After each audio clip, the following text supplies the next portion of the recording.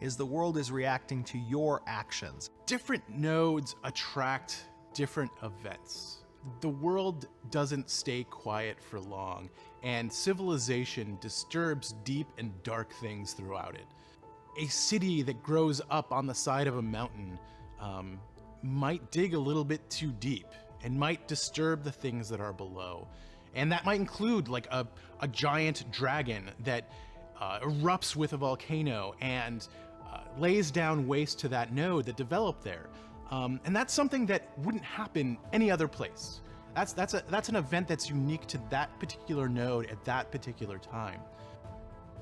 And because of that, like, players are going to experience this game very differently depending on how they build it. Each server is going to have its own story, and we're pretty excited to see what players do with that. How do they react to that dragon coming out that mountain? Do they pack up their bags and move? Or do they decide to fight it, to gather all of their friends and take down this monster because this is their home?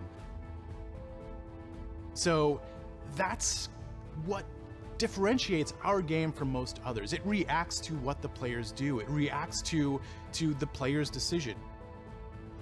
While you're developing these points of civilization, there is a mechanic for change, and change relating to that meaningful conflict. Because players are motivated by different things, because they want something from the game that other players don't want, that's going to cause people to butt heads. Different players are going to want different experiences, and the conflict between the two of them will create a bigger and better thing. Out of strife comes rebirth, and that's a core symbol, it's a core theme that occurs throughout the game. Our castle system, our sieges against nodes, the caravan system, battlegrounds that exist, guild wars. We want there to be a meaning to this conflict. We want players to actually have some skin in the game when it comes to participating in PvP. If you own a home in a node and you don't want to see that home destroyed, you need to defend that city. Risk versus reward is what gives you that adrenaline. It gives you that meaning to participate.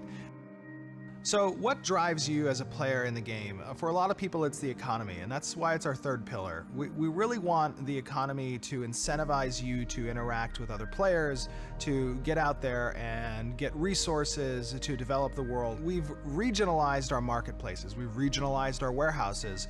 It's not just one global auction house like a lot of games kind of throws the economy to the side. I wanted to emphasize economy. One major feature in our economy that differs from most fantasy-style MMOs is that we're not approaching it from a global scale. Rather, we're trying to carve the world up into regions and make each one focus independently, while of course at the same time working together. The global auction house isn't something that you're going to find in our game at the early stages, or maybe ever. Rather, you're going to have to go to a town, you're going to have to buy, sell, or gather whatever you want. What this creates is a competitive advantage, much like we have in the real world. Some towns, some areas are going to be better at certain things, some are going to be worse at some things. But the important part is that you get to play a role in who's better at what and who's worse at what.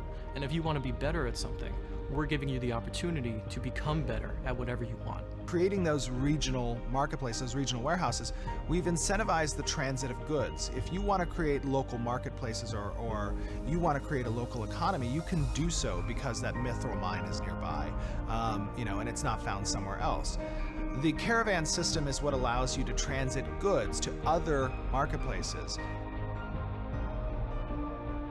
The economy is usually something that happens in the background of other games, and from day one, we knew that the economy was going to be something really important to us.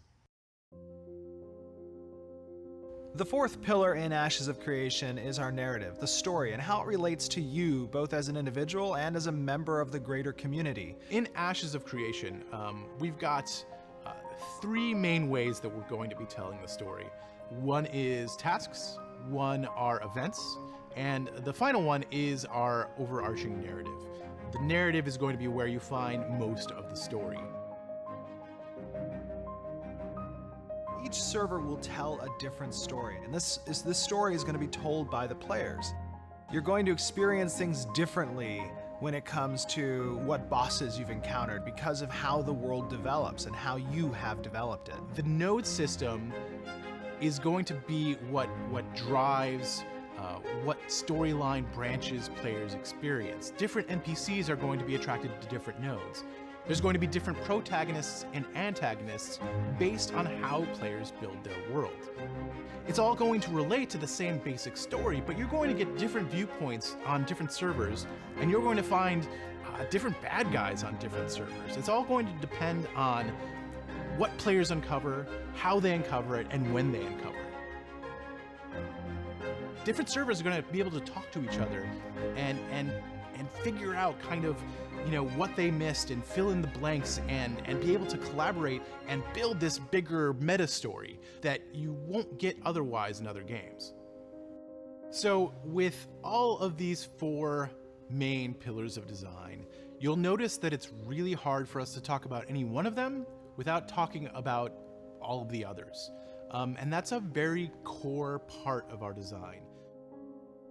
It's really important that all of these pieces fit together really well and that they create an engine that allows people to keep experiencing new things. So I want to give you an opportunity here on our Kickstarter to get involved in this project, to become a part of its development. We have enough self-funding to create a core viable product in Ashes of Creation, but we really want to expand it. We want to make it bigger and better, and we know we can achieve that with your help. Everybody here at Intrepid Studios is incredibly excited about this project, and we're really hoping that we've infected you with that kind of excitement too. We want to get this thing done, and we want to include everybody to be a part of it. This is going to be a different game, and this is going to change the genre. So if you're as excited as we are, let's do this thing. Let's make this thing happen, because we can only do it with you. I've been on the other side of that screen. I've seen companies come to Kickstarter and promise the world, and either under-deliver or just don't deliver at all. But the reality is we're not those people. I brought together a team of industry veterans who've spent over 40 years combined working on MMORPGs and have created some pretty amazing titles. That's what we're going to do here with Ashes of Creation. We're going to create an amazing game, a game that you can be proud of.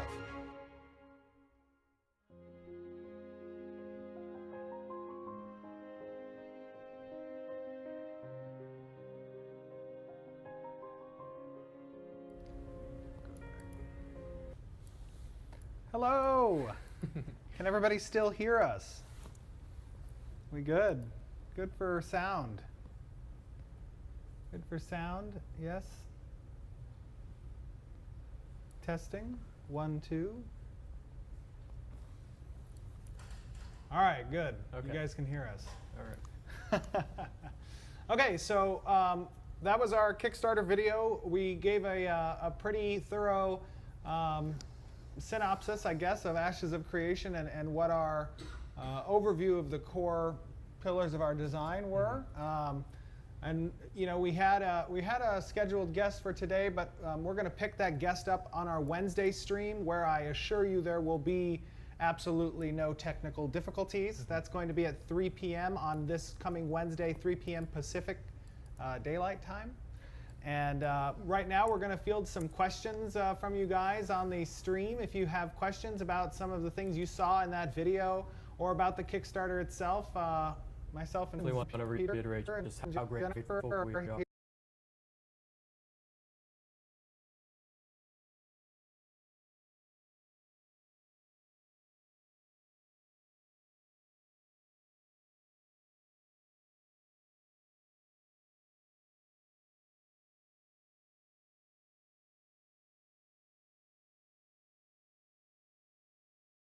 Salsa.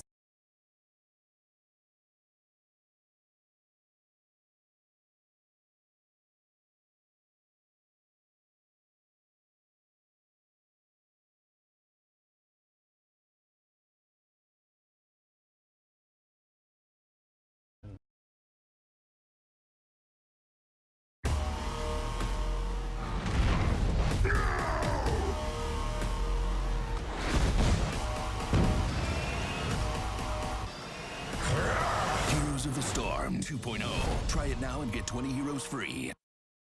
Absolutely. Yeah, that's for sure. But it represents your spirit's connection with one of the primary avatars of of one of the gods in the lore of the game, and it represents that you're a kindred spirit with that god, I guess. Good question. Great question. What's our next question? Next question is, what will the currency be like in the game? And this is from Fierpin. What will the currency be like? So one of the interesting things that I always thought of whenever I played MMORPGs was that I could go out in the wild and I could kill a wolf, or I could kill a bear or some type of monster, and it would drop gold, or it would drop items. And I just thought that it was kind of a disconnect between the immersion that I experienced in the game and what just made sense, sort of. I mean, I don't know. No, yeah, I mean, I understand that feeling as well. I think that, we're going to have a single currency. I'm not sure how deep this person wants, if they're asking specifically the name of the currency, but we're gonna have a single currency. Trade is going to be a huge aspect of our game. Buying and selling goods is going to be a huge aspect of our game. Yeah. Receiving currency for doing certain actions is a huge aspect of our game.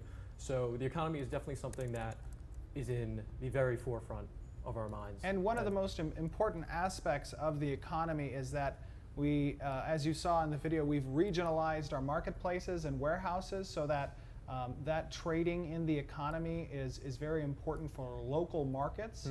And currency in the game is going to have greater purchasing power based on the local market you're a part of. Right? Because of the supply and demand that exists in the game and for certain resources and gatherables. Right. We really want, we want distance to matter. We want the regions themselves to matter. So what you're selling in town A is going to be worth, much different value in town B, town C, etc. So instead of the typical global auction house where, okay, this iron bar is worth X, we want that to be worth different things depending on where the iron is, how hard it is to get the iron, where you currently are, those types of things. Yeah. All right. Good Okay. question. Great question. Really important question. When will the Sandals DLC be available? Oh my gosh. All right. So I'm sure many of you on this stream are currently on our official Discord. If you're not on our official Discord, it is discord.gg/Ashes of Creation. And a very popular meme on there at this moment in time is about my sandals. I was on a flight and on Discord, as I often try to go on Discord every day just to interact with the community, because I feel that community interaction from the developer is extremely important, both for a transparent reason and just the sense that the community should be the focus of an MMORPG. I mean, that's the most important part of an MMORPG is that community. So I want to be in touch as much as possible. Anyways, long story short, I fell asleep, I think, on the flight, and when we landed, I was on Discord, and I looked down, and I had lost my sandals. So I let the Discord know that I lost my sandals, and ever since then, it's been a little bit of a meme about my sandals. They may make an appearance in the game as a very powerful end game loot from some type of world boss. I don't know what world boss is going to wear those sandals. We'll figure it out. Well, yeah, maybe it's just a part of a dragon horde. Who knows? All right. And what was the question? Will there So be? if there was going to be a Sandal Yeah. DLC. Yeah, they won't be DLC. It'll come standard. All right. Okay. Sandals confirmed. Denman20 would like to know, how will loot work in the game? Is it randomly generated, or does only the good gear come from dungeons, quests, etc.? So to answer that question, good gear does come from dungeons and bosses. Not in the form necessarily that little monsters are going to have them, but like you'll find them in treasure chests. You'll find them, as loot that you can gain through that way, as well as epic world bosses, boss drops, that kind of thing. But also, and very importantly, is we have an extremely intricate and in-depth crafting system. A crafting system that follows sort of a crafting trinity, I guess, in the sense that there are 3 separate paths that you can develop as a player. There is the gathering, there is the processing, and there is the crafting. And each of these paths require advancement, and you can't be a master of all of them as an individual player. In order to incentivize other crafters to work with each other, crafters to work with gatherers, gatherers to work with processors, and to play again on that local market scene and the regional economy that we've kind of developed. So to answer your question, crafting is going to be able to create the top gear in the game, but there will be a comfortable blend of epic drops that are also going to be loot that's kind of top gear. Yeah, and to target the random aspect of that question, you know, there's obviously going to be loot tables, and there's going to be tables that we're drawing from. It's never going to be completely random what you're achieving, so I'm not sure if that's what they were getting at, but it's just to clear that up. Yeah. Okay. Matt TMXM asks, are all animation placeholders for now? And are we planning to invest in mocap? Okay, that's a good question. So currently we have one animator on our team, David, and he is amazing at his job. And right now we're really focusing on getting animations up and running for a lot of models so that we can get some activity in the game server that we can use as designers. And we haven't done, you know, anywhere near a final pass on animations, nor have we brought on additional animators, but we will be very soon. Right, I believe we have a hiring process going out within the next couple of weeks that we're going to be bringing on at least 2 or 3 more animators. So no, to answer your question in the short, animations currently are not indicative of the final product. We are still in a pre-alpha state. We're not in alpha yet. And you can expect that these animations you're seeing are very unpolished and not representative of what they will be when launch comes, or even when alpha comes and beta comes. Okay. Onavan asks, what was your first MMO, Stephen? Oh, wow. Let's see. I am 31 years old, and hey, you're getting close to 31. Let's calm down there. And my first MMORPG was actually, and I know a lot of people play around on the internet with this, but it was the first graphical MMORPG. If you look it up, it was the first MMORPG in a graphical way. It was called Neverwinter Nights. It was the first Neverwinter Nights that was on AOL. And this was back in 1992 when I was 7 years old. I was playing on a old gateway that was using Windows operating system 3.1. You had to pay $6 by the hour to play this game because it was through an ISP, AOL.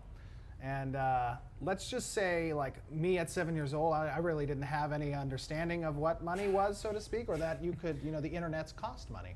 And at the end of that month, my first addiction to Neverwinter, let's just say I did not have a very fun conversation with my mother for that bill.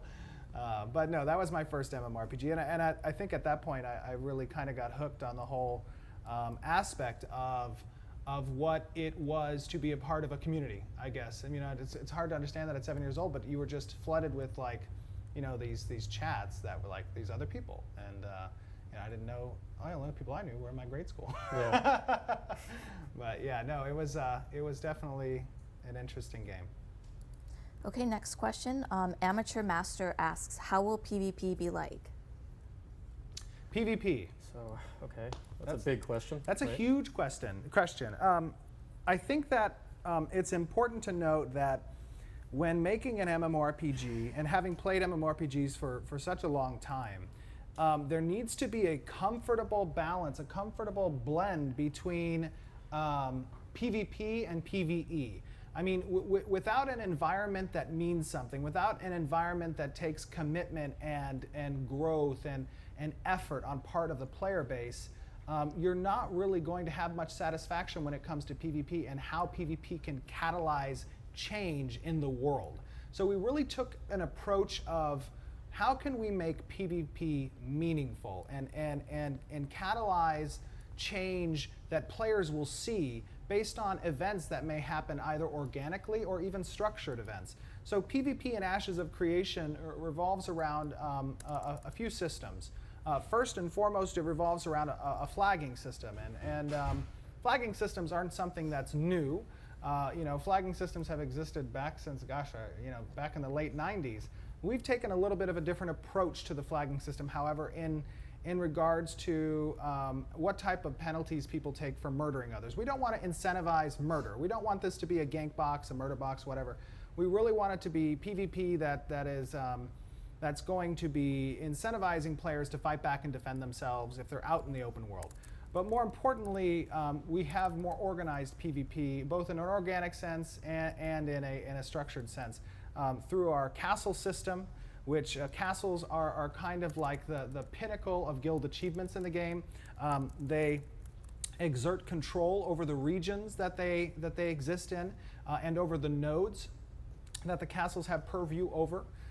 There is also a siege mechanic related to our node system, and that kind of allows for the players to institute change among nodes, because the way that nodes develop, they lock out other nodes as they're progressing in stages. And we don't want that lockout to be permanent. We want it to be up to the players to determine whether or not civilization should take a new direction. And sieging nodes is a way that that can be done. We have our caravan system, which, again, talking about regionalized marketplaces and economies, the caravans are how we transit goods from those regional places to other places in order to process the goods or sell them in those local markets. And caravans carry with them a static proximity grounds around the caravan, which prompts a player within range to either participate as a defender of that caravan or as a bandit of that caravan, or just not participate at all. It's up to the player. And then lastly, we have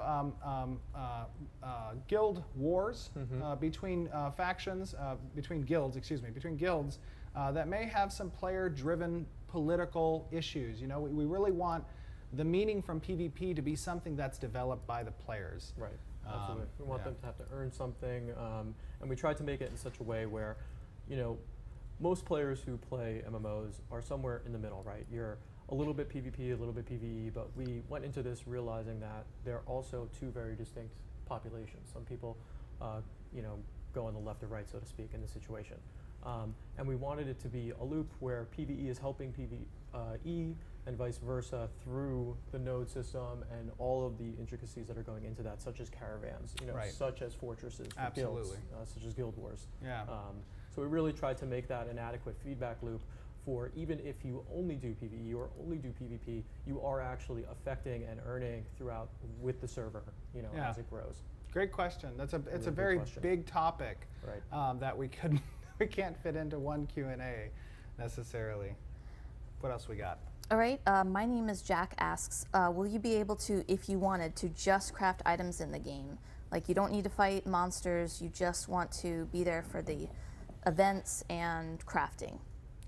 So a lot of the progression in the crafting class, which is called your artisan class, isn't necessarily locked behind your adventuring class level. However, there will be certain achievements and or tasks that are given to you in the crafting system that may require you to be a certain level in order to... And there will definitely be, you know, if you're, let's say, for example, you're going out, and we keep using iron, so I'll just use iron again. But, you know, let's say there's iron out there, and it's near, you know, monsters, that there is a spawn nearby. You know, they're not all necessarily going to be super safe areas, but we're also trying to make it so that you can do this class, do the artisan tree, mine ore, and, you know, have a functioning economy yourself to be able to move yourself up without having to necessarily dig into areas that you don't enjoy. We really want to make the solo experience personalized to what they want to do. 100%. Yeah, that's true. So to answer your question in short, you absolutely can minimize your involvement in both PvP and or even combat in general, I guess, so to speak, and still advance significantly in the crafting class, the artisan class. But I think to fully reach your potential in that regard, you're going to actually have to get involved in some of the more combat-oriented aspects of the game, not necessarily on a PvP basis, but at least versus nature. That's probably going to require some involvement on your end. Next question. Yes. Can we have the beautiful beard man, nameth Bacon, say hi to everybody on the stream? Oh, Bacon, they want you to wave. Want me to duck? Bacon, we got Bacon. I can't really tell which way I'm going. That's Michael Bacon. He's a senior artist here at Intrepid Studios and a generalist. He has a wide variety of talents, not just restricted to art, although he is a true master when it comes to anything art related. But the Baconator is definitely big dog here in the studios. Okay, awesome. Next question, will seasons affect gameplay and or events?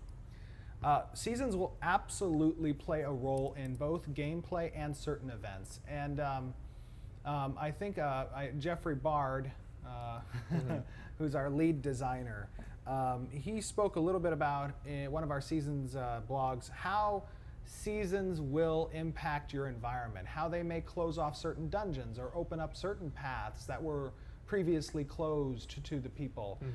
They're going to affect crop rotations. They're going to affect what NPCs are available, what monsters spawn, the visuals of those monsters. You know, we want immersion in our game to be a fully faceted mechanic where you can enter in and you'll feel so many aspects of the world, including seasons and how it affects your time in the game. So we've made sure that it's not just a visual thing. Right. It is intrinsic of other game mechanics. For sure. I think, you know, seasons are a mechanic that we went into thinking that we definitely wanted to include this to have an impact. And to answer that question, I suppose in a concise way, it's going to have an impact. We just need to do testing to essentially say how impactful it's going to be, which degree are we going to end up with. But that's Right. something that we'll definitely be keeping everybody Yeah. updated on throughout the process. Very true, very true. Okay. Good question. What are we going to do to make summoners great again? Ooh. Topical. I have a feeling I know who Ooh. wrote that. Oh no, okay. So, you know, all of the classes in Ashes of Creation, we have 8 archetypes in Ashes of Creation. And many of you know a little bit about our class structure, but for those of you who don't, you're going to enter the game choosing a primary adventuring class. And you're going to choose from one of those 8 archetypes. And there are 4 martial and 4 arcane. You have a fighter, a tank, a rogue, and a ranger. And then you have a mage, a cleric, a bard, and a summoner. And I guess specifically to answer the question in regards to the summoner, summoners are, along with all of our classes, are going to be very, very awesome. Well, I mean, How do I answer that? They're going to be great. I think we That'd be bigly understand, good. you know, that the summoner, what the summoner's looking for, what the people who play summoner, I should say, what they're looking for. We're trying to orient things like group skills to make them more dynamic, to, Right. you know, to have summons that, to obviously have different summons, to make it enjoyable for the person. Right. And I think as we get on and we explain our classes in our blogs and in Yes. our updates that will be coming soon, you know, that's when we're really going to release more of that Right, information. absolutely. I think one of my favorite aspects of the summoner class in particular is that you know, since we're a non-pay-to-win game, we'll need to rely heavily on cosmetics and your ability to achieve those cosmetics in game and both in the marketplace. But summoner in particular will have the ability to gain custom appearances for their summon pets. For sure. And I think it's going to be really interesting to see each character that focuses on their summoner class having a different representation of those cosmetics for their summons. Right. And seeing a large diversity that speaks more to the character of who's playing that summoner. Absolutely.